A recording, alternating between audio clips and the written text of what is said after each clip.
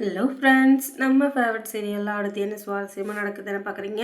இந்த விஜய் இருந்துக்கிட்டு அடுத்து என்ன பிளான் பண்ணலாம் அப்படின்னு சொல்லிட்டு இவர் அடுத்த கட்ட முயற்சிக்கு போயிட்டுருக்காரு. ஏன்னா அடுத்த கட்டத்தில் இந்த ராஜீவ் ரஞ்சிதாவும் அந்த ஜெயிலை விட்டு வெளியவே வரக்கூடாது, அவங்க கடைசி வரைக்கும் உள்ளவே இருக்கணும். அதே சமயத்தில் நம்ம பொண்டாட்டி இருக்கா இல்லையா, அதாவது ரேணுகா, அவங்கள தானே முதல் பொண்டாட்டின்னு நினச்சிட்ருக்காரு.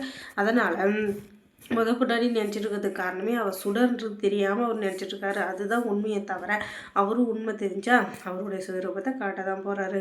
அதுக்கப்புறமா இவர் மல்லிக்கிட்ட டீப்பாக டிஸ்கஷன் பண்ணிகிட்ருக்காரு. அது எதுக்காகன்னா, சுடர் அவள் பெத்த குழந்தை யார், அவள் புருஷன் யார், அவன் அப்பா யார், அப்புறம் அவள் எவ்வளோ பெரிய பணக்காரி, அது எதுவுமே தெரியாமல் இருக்கிறதால எவ்வளோ பெரிய கொடுமை தெரியுமா மல்லி. அதுவும் இல்லாமல் அவள் அவ்வளோ சோகம், அது எல்லாத்தையுமே தாங்கிக்க முடியாத சூழ்நிலை தான் அவளும் இருக்கா.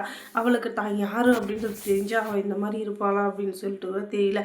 ஆனால் அவளோட சூழ்நிலை இப்படி இருக்குது. அதனால அவளுக்காக நான் ப்ரே பண்ணிக்க போகிறேன் அப்படின்னு சொல்லிட்டு இவர் சொல்ல, நீங்கள் நினைக்கிறது எல்லாமே சரிதாங்க, ஆனாலும் அப்படின்னு சொல்ல, என்ன ஆனாலும் அப்படின்னு சொல்லிட்டு இவ கேட்க, அதுக்கப்புறம் மனசுக்குள்ளேயே என்ன நினைக்கிறான்னா, அவள் உண்மையான ரேணுகாவே இல்லைங்க, அவள் சுடர், அது தெரியாமல் நீங்கள் தான் அவளை ரேணுகான்னு சொல்லிட்டு தலையில் தூக்கி வச்சு ஆடிட்டுருக்கீங்க. அவன்கிட்ட எது தப்பு இருக்குது, அந்த தப்பை மறைக்கிறதுக்கு தான் அவள் பெரிய பொய்யை சொல்லி நம்ம வீட்டுக்குள்ளே நுழைஞ்சிருக்கா. ஆனால் அவளை பற்றின எந்த ஒரு ஆதாரமும் என்கிட்ட இல்லாததுனால என்னால் எதுவும் சொல்லவும் முடியல, எதுவும் பண்ண முடியல. ஆனால் இதெல்லாம் எத்தனை நாளைக்கு தொடரும் அப்படின்னு சொல்லிட்டு தெரியல. ஆனால் அது தொடரும் அப்படின்னு சொல்லிட்டு எனக்கு நம்பிக்கை இல்லை. கண்டிப்பாக ஒரு நாள் இல்லை ஒரு நாள் அவள் கெட்டவ அப்படின்றத உங்ககிட்ட நிரூபிச்சே ஆகும் அப்படின்னு சொல்லிட்டு மனசுக்குள்ளே வைராக்கியத்தோடு இருக்கான் இந்த மல்லி. அதுக்கப்புறமா இவங்க 2 பேரும் சரி சாப்பிட்லாம் வாங்க அப்படின்னு சொல்லிட்டு டைனிங் டேபிளுக்கு போகலாம் அப்படின்னு சொல்லிட்டு இவங்க 2 பேரும் கிளம்ப, அந்த நேரம் பார்த்து கதவை தட்டுற சத்தம் கேட்குது. யாரா இந்த நேரத்தில் கரெக்டாக சோறு திங்கிற நேரத்துக்கு வந்திருக்காங்களே, ஒருவேளை இந்த ராஜீவ் ரஞ்சிதாவும் இருக்குமோ அப்படின்னு சொல்லிட்டு விஜய் இருந்துக்கிட்டு நினைக்க, ஒருவேளை சரி போய் பார்க்கலாம், அதுங்களை இருக்கிறதுக்கு வாய்ப்பு இல்லாமல் இருக்கனால அப்படின்னு சொல்லிட்டு இவர் போய் திறந்து பார்த்தா அங்கே இருக்கிறதே அந்த ராஜேஸ்வரி தான். பின்னாடியே அவளோட சைடு ஒத்து இருக்காளே ரஞ்சிதா, அவளும் வந்திருக்கா.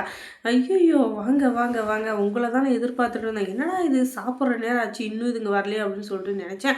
ஆனால் அதுக்கப்புறம் தான் எனக்கு ஞாபகமே வந்துச்சு, இதுங்க தான் ஜெயிலுக்கு போயிட்டீங்களே அப்படின்னு சொல்லிட்டு போலீஸ் ஸ்டேஷனில் உங்களை விடக்கூடாதுன்னு சொல்லிட்டு எஸ்ஐ கிட்ட சொல்லிட்டு வந்தேன், ஆனால் உங்களை விட்டாரா, எனக்கு ஆச்சரியமாக இருக்குப்பா அப்படின்னு சொல்லிட்டு இவரு இருந்துக்கிட்டு நக்கல் வச்சுட்ருக்கேன்.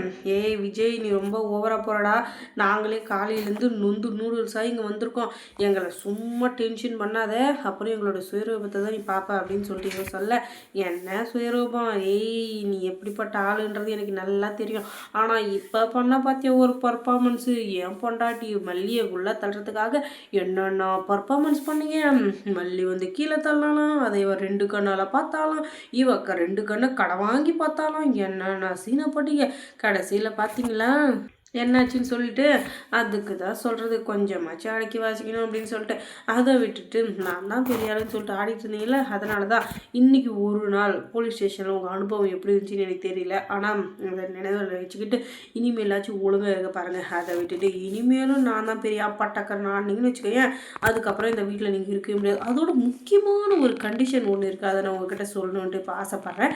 அது என்ன கண்டிஷன் அப்படின்னா, நீங்கள் கொஞ்சம் மனசு திடப்படுத்திக்காங்க. இந்த கண்டிஷனை நான் சொல்கிறப்போ உங்கள் கண்ணில் ரத்த கண்ணீரும் வரலாம், இன்னொரு பக்கம் நமக்கா இந்த நிலமா அப்படின்னு தோணலாம், ஆனால் அதுதான் நடக்கணும். அப்படி நடந்தால் மட்டும்தான் நீங்கள் 2 பேரும் இந்த வீட்டில் இருக்க முடியும். இல்லைன்னு வச்சுக்கோங்களேன், நீங்கள் 2 பேரையும் கழுத்தை பிடிச்சி வெளியே தள்ளுறதுக்கான எல்லா ரைட்ஸும் எனக்கு இருக்குது. அதுவும் இல்லாமல் இப்போ மல்லி மேலே ஒரு பொய்ப்பலியை போட்டு அவளை வெளியே தள்ள பார்த்தீங்களா, அது எல்லாத்துக்கும் சேர்த்து உங்கள் 2 பேரையும் ஒரு வழி பண்ணிடுவேன் அப்படின்னு சொல்லிட்டு இவன் இருந்துக்கிட்டு சொல்ல, என்னடா சொல்கிற, சும்மா ஒரு பக்கத்துக்கு டைலாக் பேசாமல் சொல்லி தொடரா அப்படின்னு சொன்னால், அதுக்கப்புறம் தான் சொல்கிறாரு நம்ம விஜய், நீங்கள் 2 பேரும் இந்த ஆள் இருக்குது பார்த்தியா, ஆள் இதில் மட்டும்தான் இருக்கணும், தூங்குறதா இருக்கட்டும், சாப்பிட்றதா இருக்கட்டும், எதுவாக இருந்தாலும் சரி இங்கே மட்டும்தான் இருக்கணும், ஃபோன் பேசுறதுல எதுவாக இருந்தாலும் இந்த தாண்டி எந்தாச்சும் ஒரு ரூமுக்கோ இல்லை கிச்சனுக்கோ போகிற வேலை வச்சுக்கிட்டீங்க அவ்வளோதான். உங்களுக்கு ஏதாச்சும் வேணும்னா மல்லி கொண்டு வந்து கொடுக்குவா, குளிக்கிறதா இருந்தால் வெளியில் ஒரு பாத்ரூம் இருக்கு இல்லையா, அங்கே போய் குளிச்சுட்டு வந்துடுங்க, மற்றதையும் அங்கேயே தான்.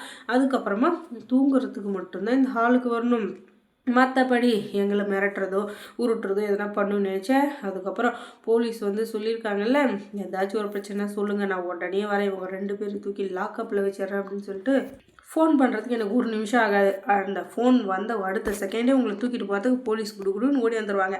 அதனால் அதை ஞாபகம் வச்சுக்கிட்டு ஒழுங்கு மரியாதையாக இருக்கிறதா தான் இருங்க. இல்லை அவ்வளோதான் அப்படின்னு சொல்லிட்டு பயங்கரமாக பேசி விட்றாரு. நம்ம என்னடா இது புல்லா பூச்சி மாதிரி இருந்தால் இவ்வளோ நாள் நம்ம கழுத்தை பிடிச்சி வெளியே தள்ளினப்போ கூட இவனுக்கு வராது தாரி இப்போ எப்படி வந்திருக்கோம். எல்லாத்துக்கும் காரணம் இந்த மல்லி தான் வரைஞ்சி, எல்லாத்துக்கும் காரணம் இந்த மல்லி தான். இவ்வளோ சும்மாவே விடக்கூடாது அப்படின்னு சொல்ல, என்ன அங்கே குசு இந்த குசுன்ற வேலையெல்லாம் இங்கே வச்சுக்கூடாது, நான் சொல்கிறது மட்டும் தான் இங்கே நடக்கணும் அப்படின்னு சொல்லிட்டு பயங்கரமாக ஒரு ஹீரோயிஸ் தான் காட்டுறாரு நம்ம விஜய்.